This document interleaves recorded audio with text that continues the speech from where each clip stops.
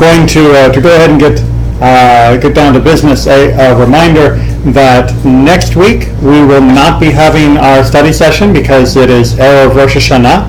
So I'm assuming that, like myself, all of you will be busy in your last-minute preparations for the Yamim Noraim, for the holidays. We will have a class during Aseret Yemei Tshuva, the 10 days of repentance in between. So that's going to be like October 2nd or something like that. We will be back on schedule for that. But next week, no class. Everyone do your own spiritual preparation for high holidays. But today, we get down to the nitty-gritty. In fact, we get down to the end of the end. This is not the last Torah portion, but it does have a very important final aspect to it. This parasha contains the final mitzvot of the Torah, the final commandments of the Torah. There are two final commandments that we get in this week's double parasha, and then that's it. Everything else is inspirational, is amazing. It gives us insights, teachings that we obviously still need and want. But in terms of the do's and don'ts, these are the last two. So we'll have to keep our eyes open for what they are. Sound good? Good.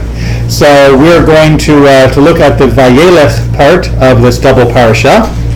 We're going to be looking at page 1174. And we're going to go ahead and start off with verse 7 on that page. So this is Deuteronomy 31:7.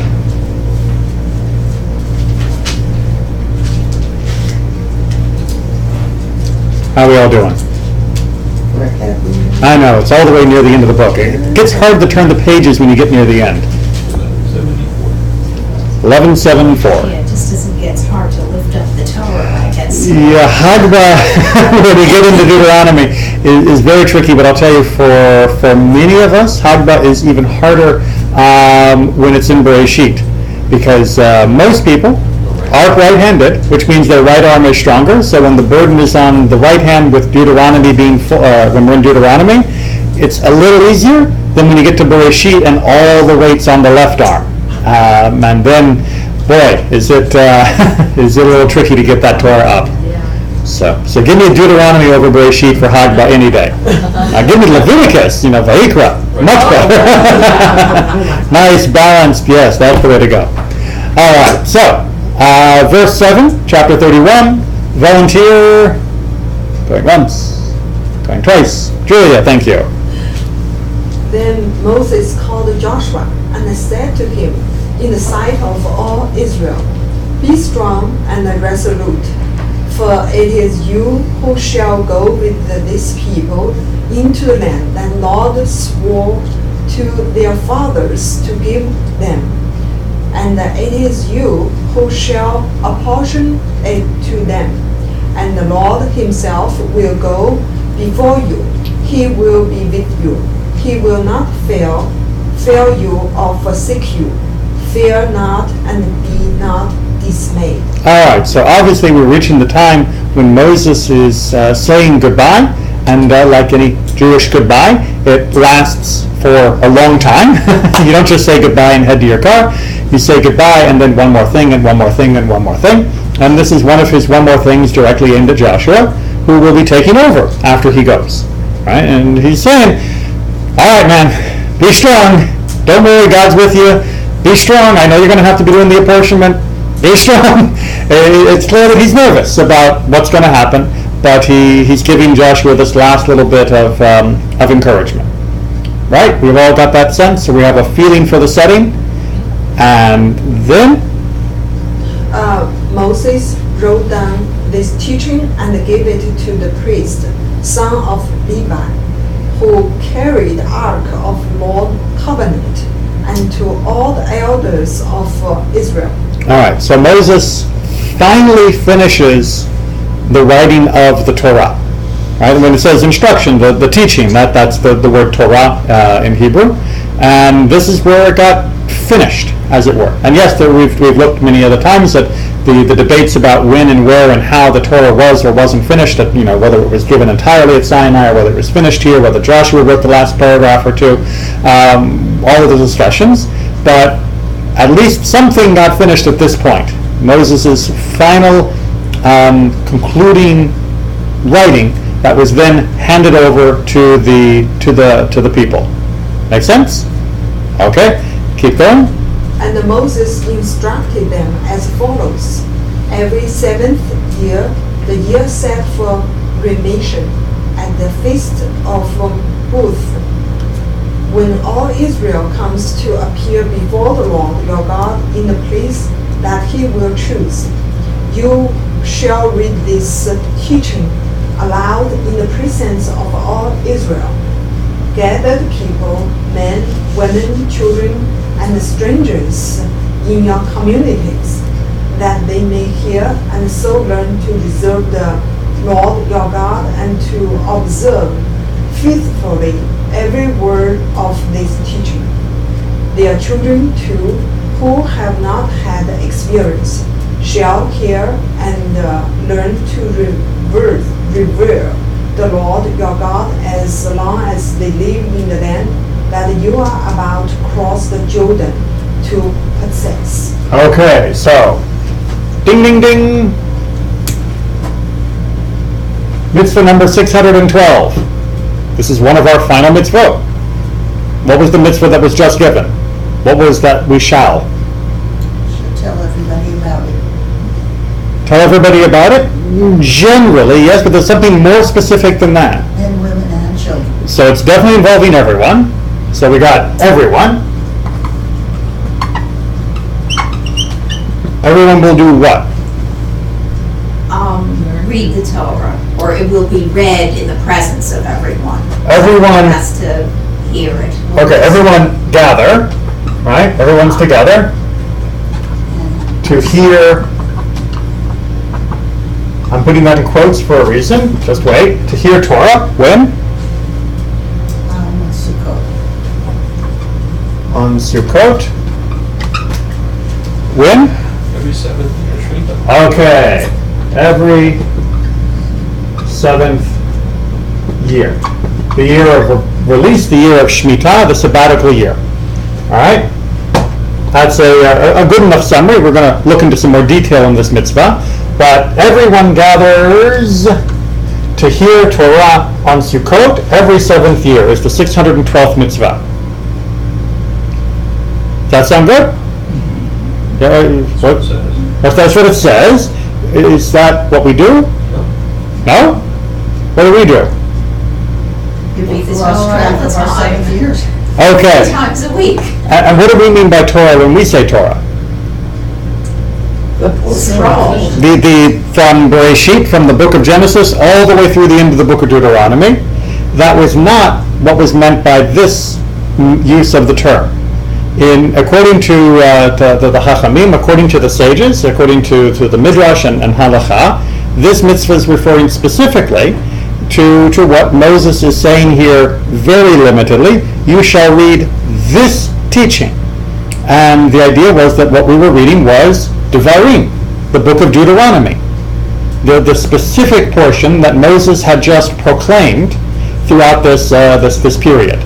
Not the entirety of the Torah, but just Deuteronomy, and even there were certain sections that were or weren't read. Most of it was read, which would take, a few hours, as opposed to reading the entire Torah, which would take considerably longer. Make sense? Why are we doing this according to the Torah? So you'll learn it and do it. So you learn it and do it, right? The law was not supposed to be a mystery. The law was supposed to be known by everyone, not just by a few, and the law was meant to be publicized. And for those that are younger, what important pedagogical impact does this have? Pass the generation. It gives it to the next generation who lacked the experience of receiving Torah firsthand. Right?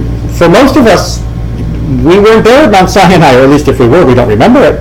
And to impress upon us what it was like to receive Torah, to have that experience, this ceremony as we're going to see, is a little bit more elaborate than just the way we read Torah now. The strangers in the communities were Jews and non-Jews. If they lived among us, they came for this. Okay? Makes sense? Maybe? All right, we're going to come back and fill this in more detail, but we need to keep going. The Lord said to Moses, "The time is drawing near for you to die. Call Joshua and present yourselves in the tent of meeting, that I may instruct him." Moses and Joshua went and presented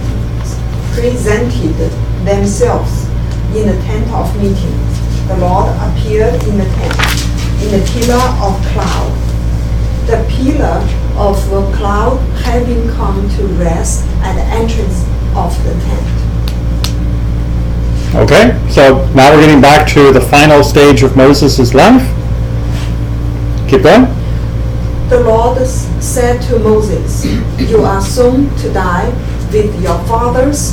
These people will thereupon go astray after the island gods in their midst.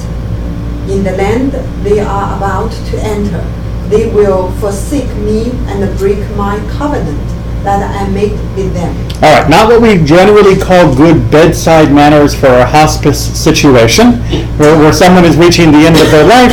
You don't sit down with them and hold their hand and say, "You have to know, Mr. Shapiro, everything you've built is going to turn to dust. Your children are going to go astray. All the stuff that you've tried to teach them is going to be for nothing. It's going to be a nightmare after you're gone. Now close your eyes and rest." It's not exactly the world's greatest pep talk. Not a good send-off. Well, but we're going to see that there is going to recover this. But, God can be honest with Moses of what's going to happen. And he's also, in a way, confirming Moses' suspicions. Remember, Moses himself was worried about what would happen. And hopefully going to be saying, yes, you're right to be worried, but we have to wait a bit for the but. Then my anger will flare up against them, and I will abandon them and hide my countenance from them.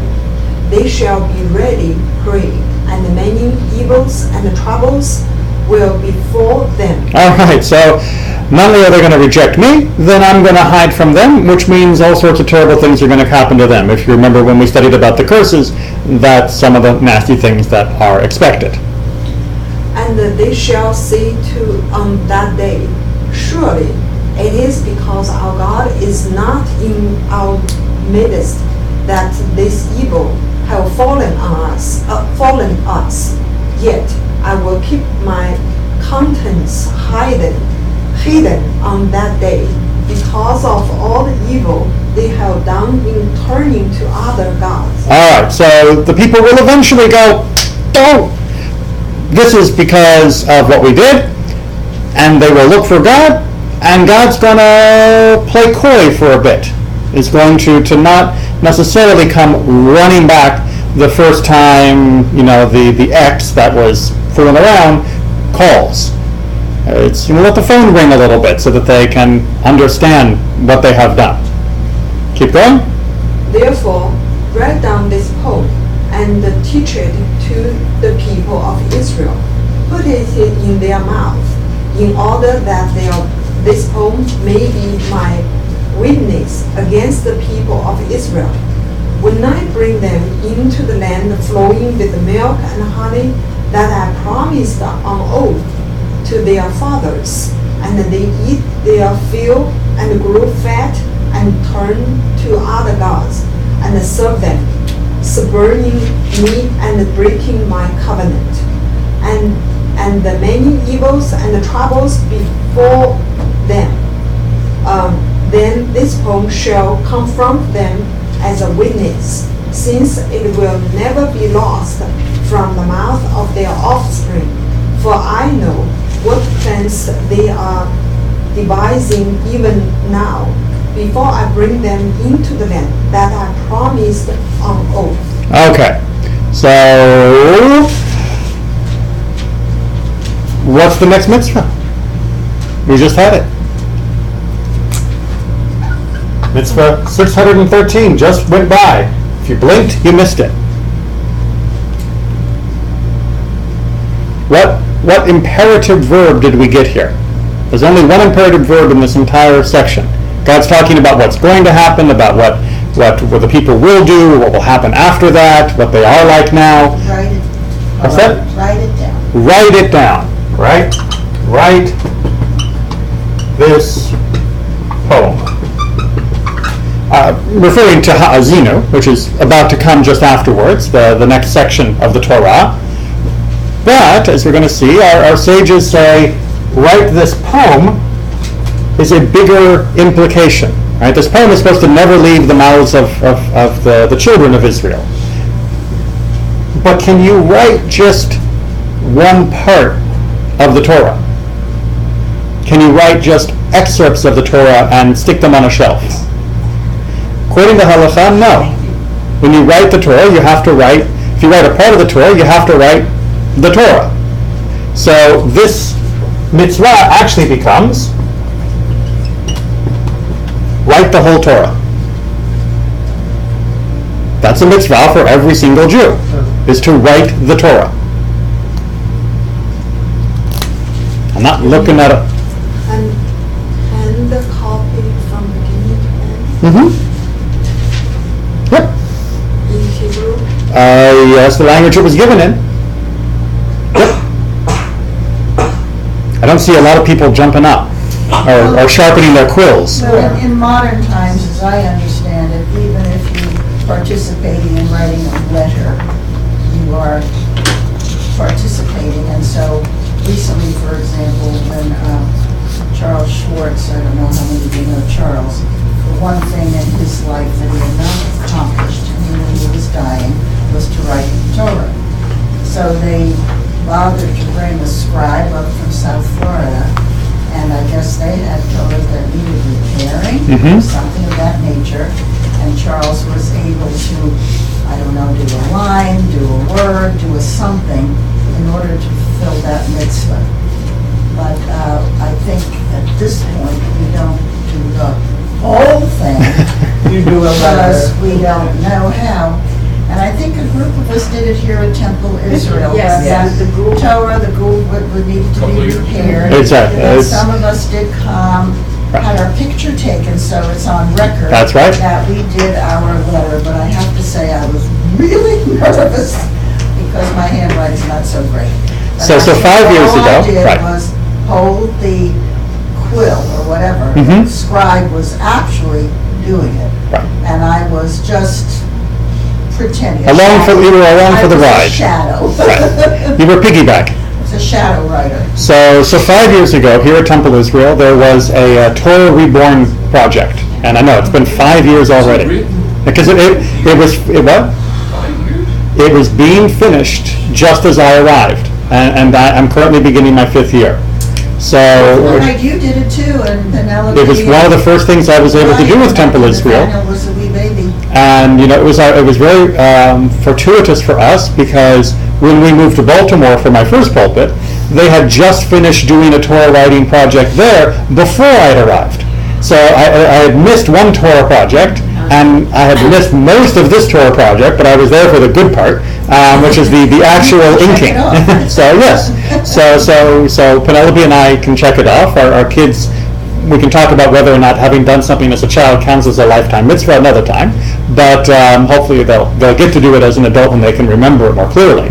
But that was something that I got to do for the first time in my life. Hopefully not for the last, but is that good enough? Is that really fulfilling the mitzvah of writing the Torah? I know that it's what we've been told, and I know we probably all just assume it on faith because everything our rabbis tell us we all just assume must be true. Right? It's good to have that authority. But let's see if it actually works. So we're going to take them in order. I'm sorry, Marion, question first or comment? At that period of time, was it just the men of a certain age that were permitted to do that? Beginning to ask all the right questions. So who was the write this Torah aimed at? And how did it have to be? Was it men? Was it men of a certain age? Was it women? And the same thing for the everyone. I mean, how everyone is everyone. And let's see how that plays out. Okay, but yes, you're asking all the right questions. So let's take a look first of all on the first half of our page for number 612, which is the everyone gathers to hear the Torah on Sukkot every seventh year, which, as we said, Torah really means the book of Deuteronomy, the book of Devarim. And as we all know, we read the Torah a lot more than that. Right? We don't gather in Jerusalem on a pilgrimage festival every seventh year to do it, but we do read it personally every week, and we read it congregationally every week as well. Which is better?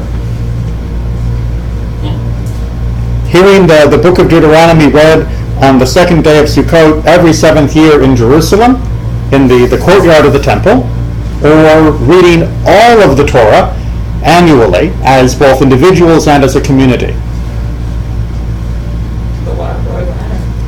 Well, I think most of us would gravitate towards saying, well, the more Torah, the better, right? If you get to read and can read the whole Torah every single year, and even more frequently if you like, because we have these wonderful printed copies, and we can do it on our own time with our own friends to study, and we can do it in our own community, and it happens constantly rather than only every seventh year, then surely that is superior. That is a much better way to study and to learn.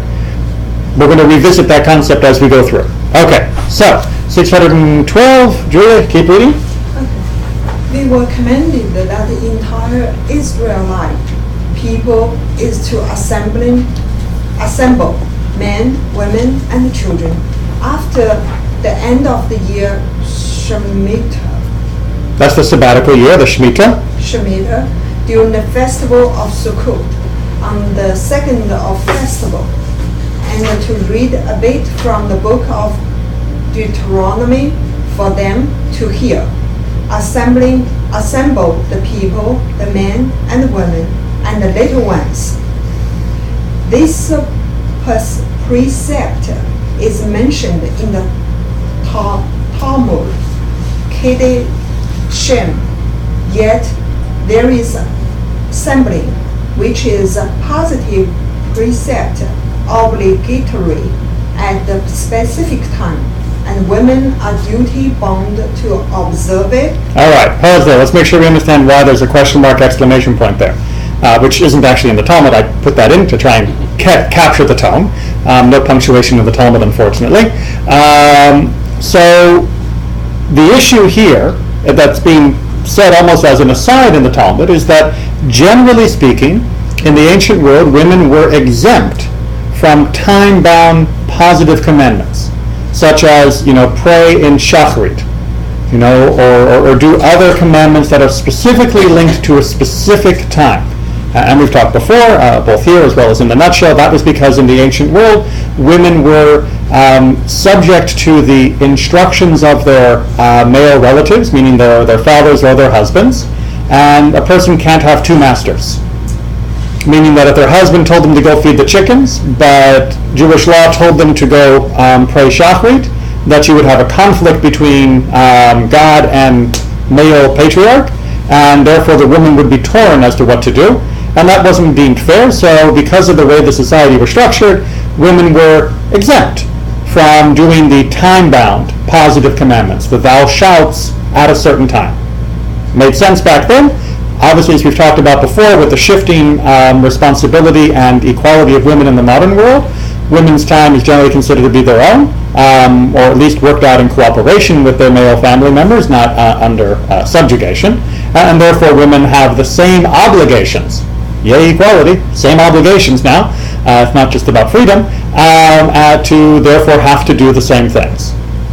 But at the time, the rabbis in the ancient world were saying, well, wait a minute, what about this mitzvah? What about 612? Because this is positive, right? Everyone will go here, thou shalt here. And it's specific time, right, on Sukkot at the end of the seventh year. So, come on, that's positive time-bound commandment. How can you say everyone? Shouldn't it be only men? Because we know from other time-bound positive commandments that women are exempt. Why would women be obligated to this? That seems to contradict the rule. And the answer is, yes, it does contradict the rule. It was explained then at the end of the discussion. Specific conclusions are not to be learned from general rules. Thus, women are obligated by this precept. So the rabbi said, you're right. This does contradict the general rule. And there are exceptions to every general rule. So the fact that in the ancient world we said that women were not bound by time, or were not obligated by time-bound positive commandments, is a general rule. This specific mitzvah does not follow that rule. Get used to exceptions. They happen.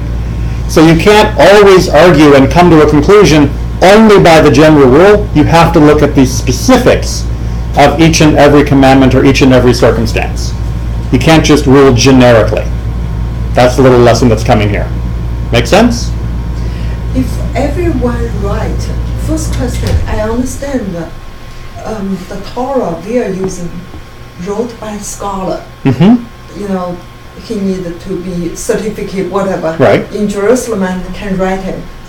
If everyone right, the question is where they write. Are they all right on the skin sheet? Mm-hmm. If everybody wrote a Torah, they would have had to write it. Sheepskin. Right. They would have had to write it on the same parchment as any other legitimate Torah. They wouldn't get to write it on just paper or something. They would have written a Torah that would have been identical to the Torahs in our Ark. But I think the question that comes from that, for this particular mitzvah, is if everyone has their own copy of the Torah, why are they bothering to go to Jerusalem? Right? Just go read your own copy. Why go to Jerusalem for it then? Don't these, two mitzvot seem to negate each other? If going to Jerusalem was so that everyone could hear the law and make it public, that's great. But if everyone has their own copy, you've already made it public. So why bother going to Jerusalem to hear only one part of it? Just stay home and read the whole thing. Okay? Good. Onward then, there must be something else than just the publicity. We're told to write this poem down, Mm-hmm. but does that, at that point in time, necessarily mean that everyone had the ability or the access to write it down? Well, certainly literacy has always been a goal, that everyone should be taught how to read and write. Whether or not everyone had the time and the skill to write it, we're going to cover when we get to the back of the page. Okay. But as we said, the initial direction to write it down was only chazinu. Well, it depends what you mean by initial. The Peshat, the most superficial reading of the Torah section that we read was Ha'azinu, but the rabbis quickly pointed out, and of course, believe in Torah Sheb'al Peh, that the oral Torah informs the written Torah as well, that when God said, write this poem, that God knew that you wouldn't write the piece of the Torah by itself, and therefore God meant write the whole Torah. So it depends on how much you want to read what the rabbis interpreted as being the original intent or being a secondary intent. And that's a much deeper anthropological discussion. Isn't this also assuming that women were educated as well as men? Certainly educated enough to be able to come and listen and understand everything that was being said. Well, the writing we haven't gotten to yet. Okay. For 612, we've just proven that everyone, men, women, and children, have to show up to hear it. Right. We haven't proven that yet for 613. Okay. So we're going to have to hold off on whether or not it proves women's literacy with the pen, but it definitely proves women's oral literacy, that every man, woman, and child would have been assumed to be capable to stand and to hear the Torah and to take in all that they needed to take in from that teaching, that recitation. That it wasn't like, oh, well, women don't have to come because they're not smart enough to understand Torah. No, women were smart enough to understand Torah, and certainly were meant to be there. Make sense? Oh, yeah. Oh, yeah. Oh, yeah. Oh, yeah. Julia, onward. At the root of a precept lies the reason that the entire essence of the Israelites people is the Torah. Right? The essence of our people is Torah. That's at the root of this. And then to go on, By it, they are set apart from every nation and tongue to gain merit, to attain perpetual life, eternal bliss, than which there is nothing more superior than that among the entities in the creation. Therefore, since their entire main essence lies in it, it is fitting that all should assemble together at one particular time to hear its words, and that excited chatter should go out among the entire people, men, women, and children, as they say, "What is this great gathering in which we have all been collected together?" The answer will be, to hear words of the Torah, which is our entire essence, our glory and splendor. As a result of this, they will come to tell of greatness of its eminence and the glory of its work. Thus, all will acquire a yearning for it in their heart, and with the yearning for it, they will learn to know the eternal God, Lord, that will merit good reward. Then the Lord will rejoice in his handiwork. It is in substance in keeping with what is written in explanation of this precept, and in order that they may learn and fear the Lord. okay. A lot going on there. So what have we added? I'm just going to erase 613 for a moment here. What have we added to our understanding of how this mitzvah is performed? Right, when it says everyone gathers, what is this gathering supposed to be like? Huge collection of people. Exactly, it's going to be huge, right? Because we've got the millions of people that are there, of all ages and genders. And because it is huge, as a consequence, what will the tone be like? And Noisy. it's going to be noisy, right? They're Jews, so It's Jews, yeah. It's not like we're all going to stand there quietly before it begins. Come on. Everybody's going to be talking, and everyone is going to be expressing excitement about this. You put this many people together in a large courtyard type area, just like a stadium full of people, and there is going to be an atmosphere. There's going to be an atmosphere of excitement, of what's happening, of anticipation. And that noise that becomes excitement will create, according to Sefer HaChinuch, which is the book that we're reading from here, will create a yearning. Right? You've never tried to see anybody as much as when you go to a parade and you can't quite see them. Right? You're at a parade and there's this huge crowd to see the Neil Armstrong coming back from the moon or something, right? And so everybody wants to see this person, and you want to see him more because everybody wants to see him, right? It's a feedback loop. Because everybody's pressing forward, you get pressed forward, and then you press forward, and then more people, everybody's pressing, everybody wants this because everybody wants this. And that's the attitude that will be generated towards the Torah by having this assembly. Got it? Now we don't quite capture that week in, week out with our Torah reading. Hopefully we do capture some of it. That's why many of the melodies and the way the prayers are structured are meant to arouse us and move us. Right? Those opening notes of Ein Kamocha is really meant to strum you inside. But it doesn't quite capture a once every 7 years massive event with millions of people all striving to hear Torah, what that would give you as a feeling. Now, this kind of gathering has a special magic to it.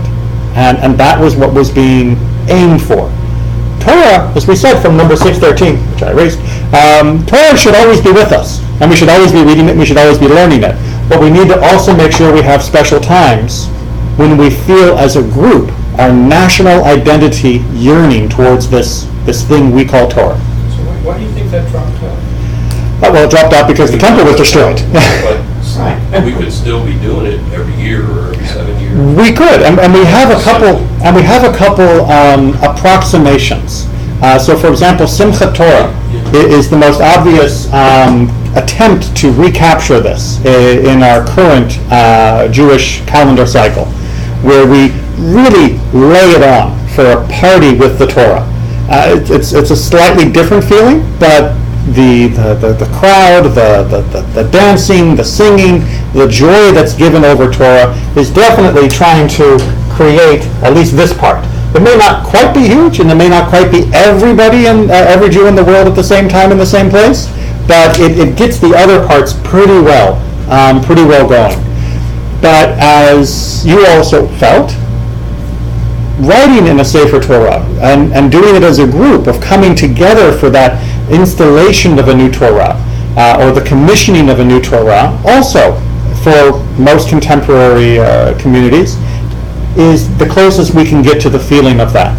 Or the establishment of a synagogue when the Torahs are being carried in for the first time, as also capturing that excitement over this is the symbol of our essence. Right? Maybe? If you've ever been present when a synagogue's been established or inaugurated, it's an amazing feeling when the Torahs are carried in and installed in the ark for the first time. And it's not a synagogue until you've done that, because that's the essence. That's the root of who we are, of what we are. Yes? No? Maybe? Okay. All right. I'm just noticing, and since we had a problem with this before, that my battery on this laptop is starting to really fade. So if you'll excuse me for 1 minute, I'm going to run, get the charger, bring it in, because we had a video we did a while ago, and it died. And when it died, it took the whole lesson with it.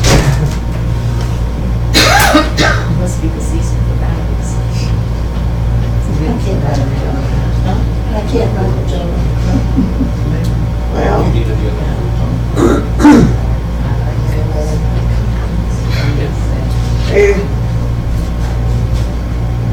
I didn't realize that the women were separated from the get-go. In the women's forefront, they were allowed in the main sanctuary. They had to be outside. Oh, okay. So he's trying to. I thought that was Okay, sorry about the delay. more of a mid-age. Unlike Torah, which is eternal, the laptop battery is not.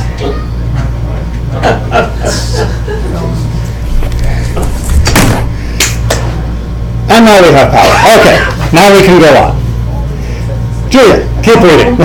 Among the laws of precept, is what sages of blessed memory said, that it was the king who had the obligation to read aloud for them to hear. All right, so who's reading? King. All right, everyone gathers to hear the Torah read by king. Why do you think the king's reading it? It's so important. Exactly. It's not a trick question. But This shows the importance. we didn't have a king yet. We didn't have a king yet, but once we did, the king was the person who was designated to read Okay. it. Yes. All right. That is true, Malka. We didn't have a king to start with, but we would eventually get a king. Right. And for all the hundreds of years when we had a king, the king was supposed to be the one reading. Now, we already knew from earlier in Deuteronomy, the king was supposed to have his own copy of the Torah that he kept with him as king, and the king was meant to feel under the Torah. And certainly reading it publicly in front of everyone else would remind him and everyone else of the king being under Torah. But this was also designed to elevate the Torah in the eyes of the regular people. Because if the Torah was being read by the king, not by some functionary, then clearly this was something that was of utmost importance, of utmost majesty. Onward? He would do the reading. How would he do the reading? Oh, sorry. He would do the reading in the women's forecourt of the temple, and he would read while seated. Yet if he read it standing, he would that be praiseworthy. All right, so the sages said technically you can't force the king to stand while he reads from the Torah, like the rest of us have to, but he should. It would be appropriate, it would be praiseworthy for him to stand while reading for the people. Technically, like I said, you can't force the king to do it. There were certain limits on what you could or couldn't force the king to do because of the king's honor and all of that. But if he was going to do what was really right, he should choose for himself to stand. And how would we do the preliminaries? Question? I was just going to observe that he read it in the women's forecourt. So instead of always getting nailed by women for things that Jews did against them. Not to put too fine a point on it, but because of the way the temple was laid out, the Ezrat Nashim, the women's courtyard, wasn't like the women's area. It was the area in which even women were allowed.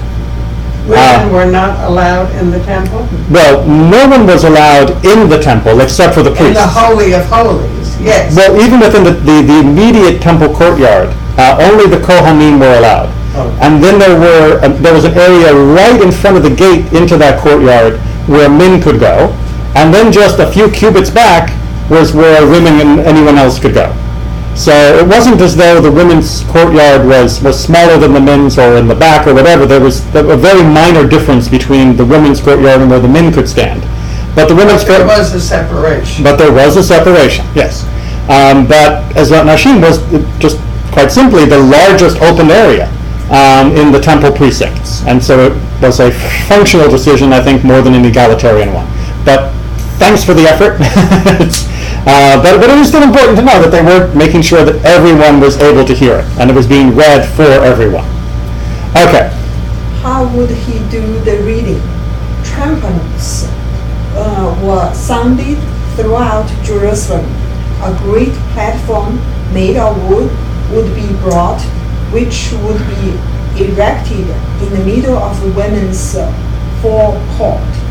And the king would go and sit on it, so that they could hear his reading. So he's reading from the center of the courtyard, not at the place closest to the temple, because that was a bit off-center, but he was in the center for the reading so that it could be heard. Remember, no PA system back then. So you had to be in the middle to be as close to everyone as possible. If you were at the front, then the people at the back would be miles away. Not literally, but you get the idea. All the Israelites who came up on Pilgrimage. for the festival would gather around him. The Hazan of Knesset, of the Knesset. Would take the Torah scroll and give it to the head of Knesset. He would give it to the assistant. That he would give it to the Kohen Gadol. And he would give it to the king in order to endow it with the eminence, the multitude of people. All right, so the various functionaries and dignitaries of the temple precincts, right? And it's sometimes a little unclear. The Chazan, the Knesset, the Rosh Knesset. These are the people who were in charge of many of the areas of the temple precincts. They would pass the Torah that was going to be read from one to the other in ascending order of importance and eminence, because as they passed it up towards the king, it would be elevated in the spirit and the minds of the people. You know, God knew how to lay on a show. And he knew that for the average person, just plunking the Torah down on the platform, opening it up and starting to read, would not be as inspirational as blowing out the trumpets, having a nice large raised, dramatic setting, and having it be passed from the person to person among the most respected and esteemed members of the community.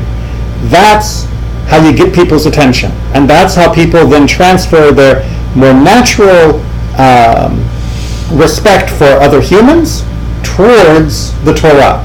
It becomes a sort of little transferal trick of the mind. Right? We naturally respect people that we hold in honor, and if they do it, then we'll give respect to what they're doing too. See how that works? Make sense? Something we still do, right? Think about when we take the Torah's out of Kol Nidre, and how we give the honor of holding it to among our most respected members. Think about how important it is to see the Torah being taken out in a stately manner and handed, one person to another very carefully and very dutifully. By the importance that the people up on the bima show towards it, the rest of the congregation also feels more important, feels the Torah more importance, the importance of the Torah growing within them. Yes? No? Maybe? Okay. We are going to skip over to 613 on the back, and in the interest of time, Julia, I'm going to read, because I need to zip us through. As you can see, we've got a lot of text to go through, and I want to make sure that we can get there in our allotted time. So 613, if you remember, what was our mitzvah for 613? Write it down. Write it down, right? Writing the Torah. We were commanded that every man in Israel should have a Torah scroll. If one wrote it with his own hand, he is thus very praiseworthy and beloved. As the sages of blessed memory said, if he wrote it, Scripture considers it for him as if he had received it from Mount Sinai. So if you write your own Torah, it's as though you were Moses himself receiving Torah at Sinai. If it's your hand, pen to parchment. But having one is the essence of the mitzvah, is what has been said here in this first sentence. So whoever does not find it possible to write it with his own hand should hire someone that should write it for him. About this it is written, now therefore write for yourselves the song and teach it to the Israelites. In other words, write for yourself the Torah in which there is this song. So that's the section from Deuteronomy that we read. Making sense so far? Right? So if you can't do it yourself, you commission someone else to do it. You don't just buy a pre-made Torah. The idea is to commission a new Torah to be written. It's not just a question of buying a Torah for yourself. It's not just like, getting a book and sticking it on the shelf. It's making sure a new copy has been made of this Torah. Okay, and we can talk about what the Gul Torah implications are. The short answer is that taking a Torah that is no longer able to be used and making it usable is renewing it, and therefore that's fine. So don't worry, when you participated in the Gul Torah, you were fulfilling this mitzvah. Even as Barbara was saying that the scribe actually did it, and she was like... You went above and beyond. The minimum that's being described here is the commissioning of a Torah to be written. To actually help the scribe write part of the Torah physically is going one step beyond the commissioning. And that's fulfilling... And that's fulfilling this obligation, yes.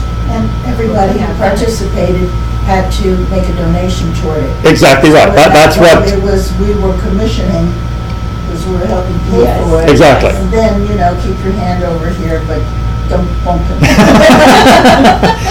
I didn't bump up. Exactly, but the fear that you felt of doing it wrong is exactly the trepidation the Torah and God is trying to instill within us. It was a feeling. Absolutely. An emotion that was in play. Absolutely, and that's because you were doing number 613. You were fulfilling this final mitzvah of the Torah, which even Moses didn't do till he was 120. So, most of us will get to do it before him. It's probably one of the only mitzvot that we got to do before Moses did. We jumped in there.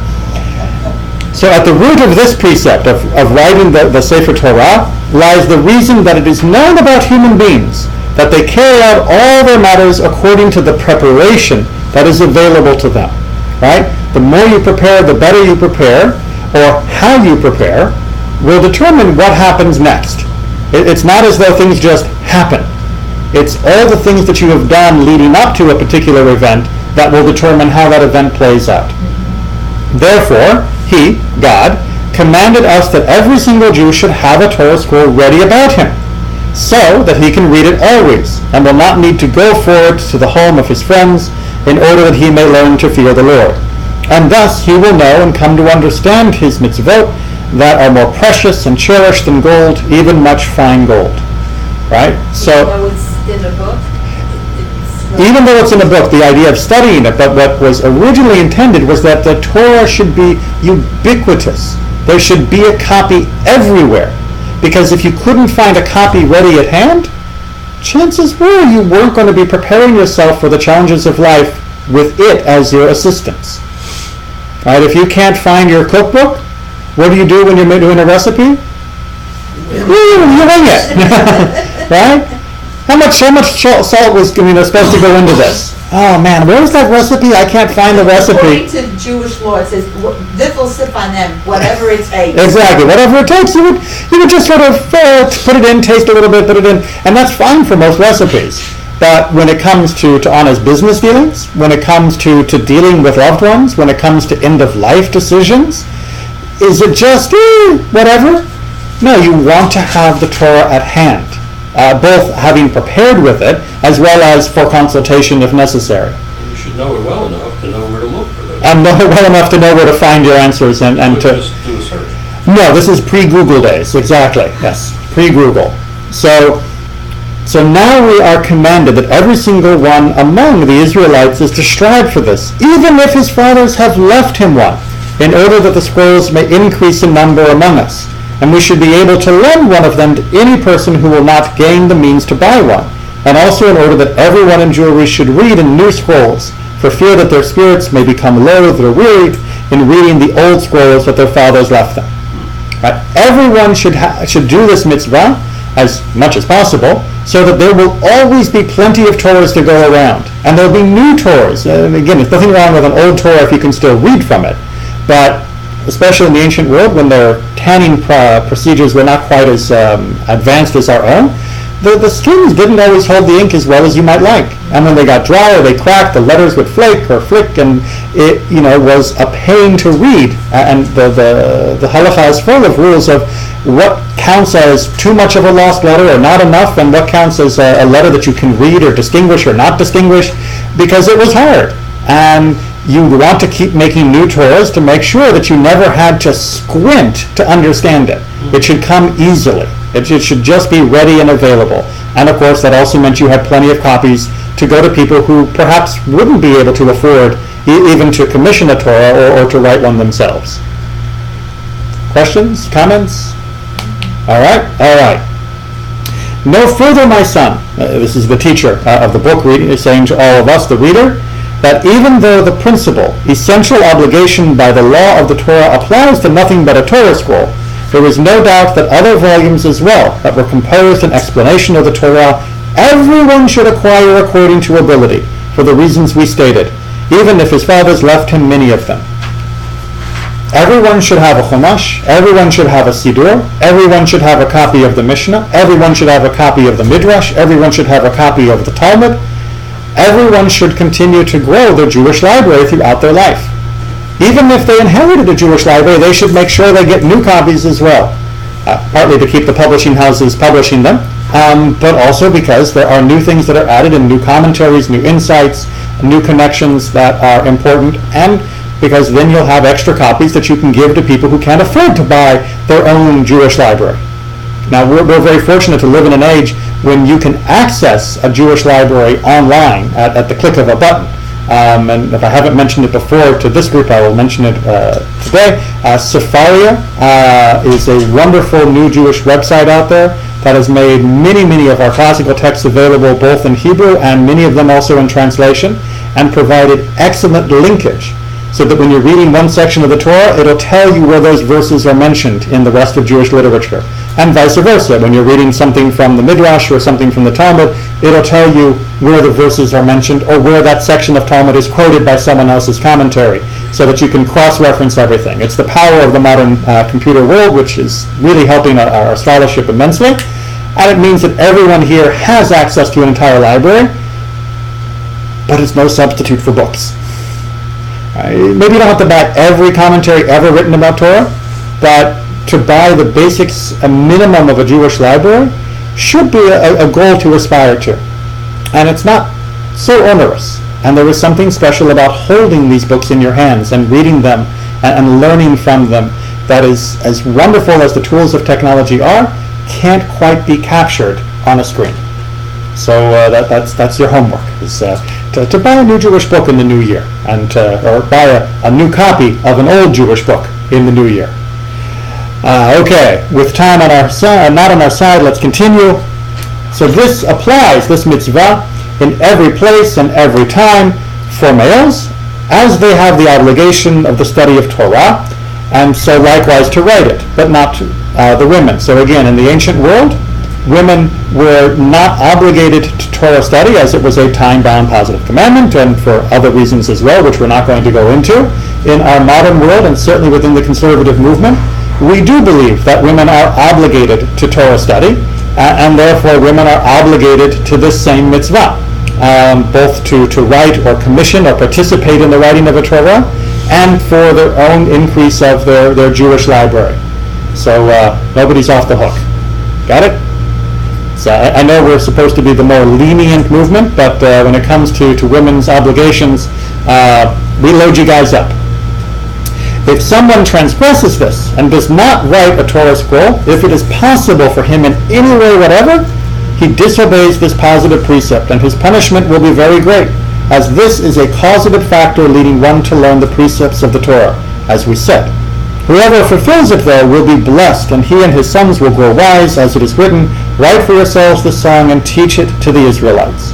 And then at the very end, as this is the end of the Sefer HaChinuch, blessed is he who gives vigor to the weary, for the one bereft of strength he increases vitality, from Isaiah 40:29.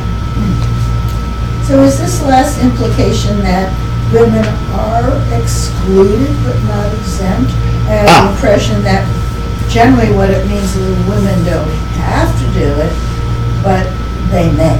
Correct. So the law was only trying to state clearly that women were not obligated, but that did not mean that women were excluded or forbidden. In some communities, unfortunately, until this modern day, that has been their interpretation because of their communal standards. But no, the law itself simply said women were not obligated. Not that they couldn't, but simply that they didn't have to. And so, of course, in almost every circumstance, even if a person doesn't have to, if it is a good thing, then they ought to. The conservative movement has gone a little bit further and said that because of the change in societal structure and of gender equality, that it's not just a good thing for women, that women now share the same obligation as men. And therefore you're on the hook 100%, not simply that you can, but that you ought to, the same way that any man ought to. So, welcome to equality that swings both ways. Any other questions, comments? All right, then I will see you next year. Shana Tova. Oh my God, he's not saying that. What a day! It's a wonderful thing. Yes.